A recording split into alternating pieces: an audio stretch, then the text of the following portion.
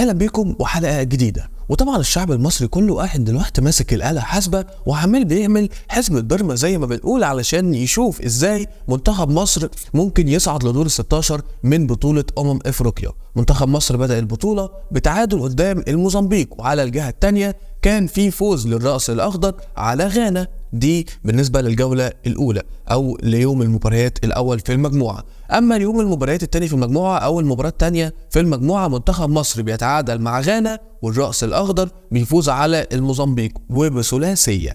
طيب هنا اصبح ترتيب المجموعه الرأس الاخضر في المركز الاول برصيد 60 نقط، ومنتخب مصر في المركز الثاني برصيد نقطتين من تعادلين.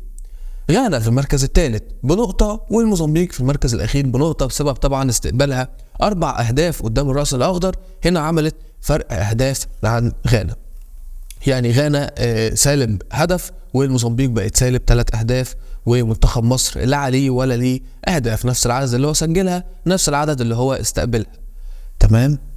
طيب منتخب مصر ازاي ممكن يصعد من البطولة، او ايه هي سيناريوهات صعود منتخب مصر لدور ال16 في البطولة؟ خليني اقول لك اول سيناريو هو بسيط جدا وسهل جدا، وهو فوز منتخب مصر على منتخب كاب فيردي الرأس الاخضر.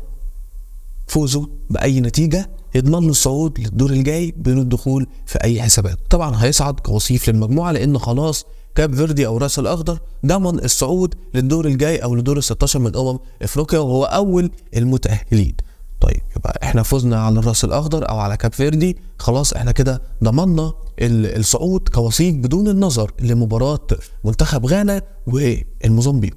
طيب لا قدر الله حصل تخاذل زي ما حصل تخاذل في المباراتين اللي فاتوا، اولا قدام الموزمبيق، يعني تخيل لو فزت قدام الموزمبيق اللي كان فيردي فازت عليهم 3-0، لاي تسديده كانت بتدخل جول انت اتعادلت قدامهم وبهدفين مقابل هدفين، يعني استقبلت هدفين كمان، وهم كانت اي تسديده بتتسدد فيهم من الراس الاخضر كانت بتدخل جول.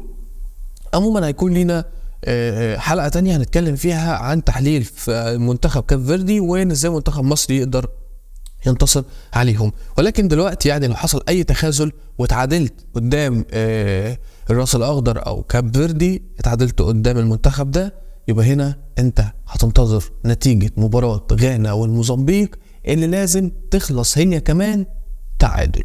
يعني لو انت تعادلت مع كاب فيردي يبقى غانا والموزمبيق يتعادلوا مع بعض. هنا انت هتصعد كوصيف بفرق الاهداف، يعني كمان في حالة تعادل الموزمبيق مع غانا لازم الموزمبيق ما تعديش منتخب مصر في عدد الاهداف. وانا من وجهة نظري يعني برضو فيها لعب، لان انت معكش ولا هدف، انت لا ليك ولا عليك اهداف، ومنتخب الموزمبيق عليه 3 أهداف، يعني ممكن يكون موضوع الأهداف ده سهل شوية إنهم يفضل عليهم 3 أهداف في حالة التعادل، فهيفضل عليهم 3 أهداف. لكن فوز طبعا الموزمبيق على غانا أو غانا على الموزمبيق هيكون كل واحد فيهم معاه 4 نقط، وانت تعادلت مع كاب فيردي يبقى انت 3، يبقى انت كده خلاص بتروح لنقطة هل انا هصعد كثالث المجموعة او من افضل 4 توالت ولا لا، لان الصعود لدور ال16 هو اول وتاني كل مجموعة وافضل 4 توالت. يبقى السيناريو الاول فوزك على كاب فيردي يضمن لك الصعود دايركت،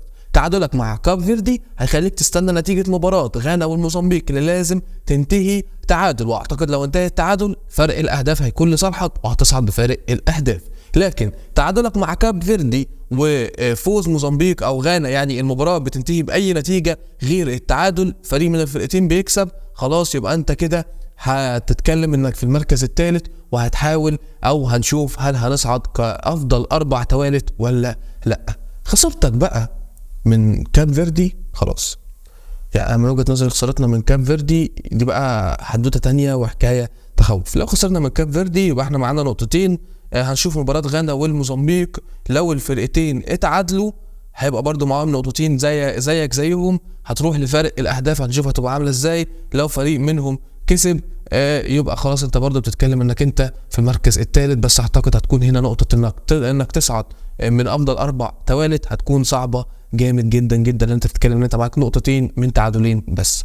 فهنشوف ايه اللي هيحصل. ان شاء الله مباراتنا قدام كاب فيردي تكون مباراه سهله ونقدر نحقق الفوز بيها ونظهر فيها بشكل مغاير، المنتخب يصالح بيه الشعب المصري ويصعد بسهوله، والفوز يخلينا نصعد. اتمنى ان ده اللي المنتخب يعمله. والمباراه هتكون صعبه مش هتكون سهله، وهنتكلم زي ما قلنا عن منتخب كاب فيردي وعن المباراه وازاي نقدر نفوز على كاب فيردي. فدي كانت سيناريوهات صعود منتخب مصر لدور 16 من بطوله افريقيا. اشوفكم على خير، كنت معكم احمد حبيبه، سلام.